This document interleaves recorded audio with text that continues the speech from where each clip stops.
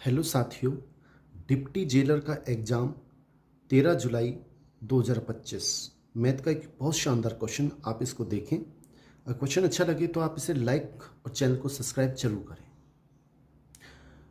एक समचतुर्भुज का क्षेत्रफल 216। समचतुर्भुज की मैंने एक आकृति बनाई, पहले इसके बारे में थोड़ा सीख लें।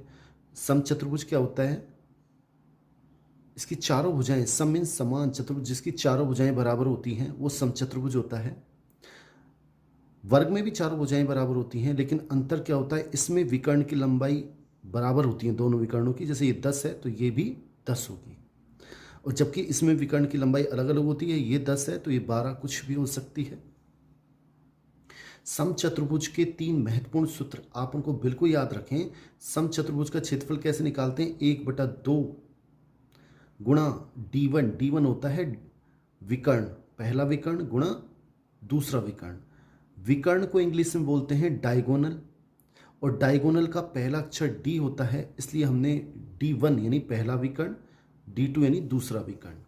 जैसे ये d1 है पहला विकर्ण और ये d2 है दूसरा विकर्ण। एक भुजा ज्ञात करनी हो तो इसका सूत्र ये होता है, और परिमाप का सूत्र होता है 4 इंटू भुजा।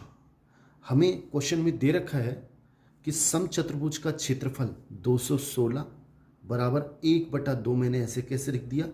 विकर्ण d1 का मान, एक विकर्ण हमें 24 दे रखा है, मैंने 24 लिख दिया, गुणा d2 दूसरा विकर्ण मैं ज्ञात करूंगा। कई बार हमसे दूसरा विकर्ण ज्ञात करवाए तो यहीं तक इस सूत्र से ज्ञात कर सकते हैं। 2 से जब 24 को काटेंगे 12 बार जाएगा, और 12 का भाग जब इसमें देंगे 216 में तो 18 बार जाएगा।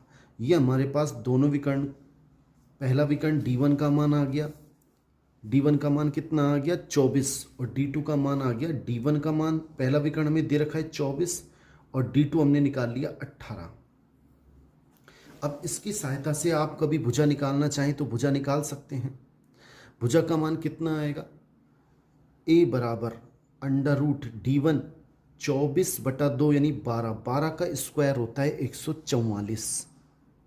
फिर सुन लें, d1 24/2 12, 12 का स्क्वायर 144। ऐसे ही d2 18/2 9, और 9 का स्क्वायर होता है 81,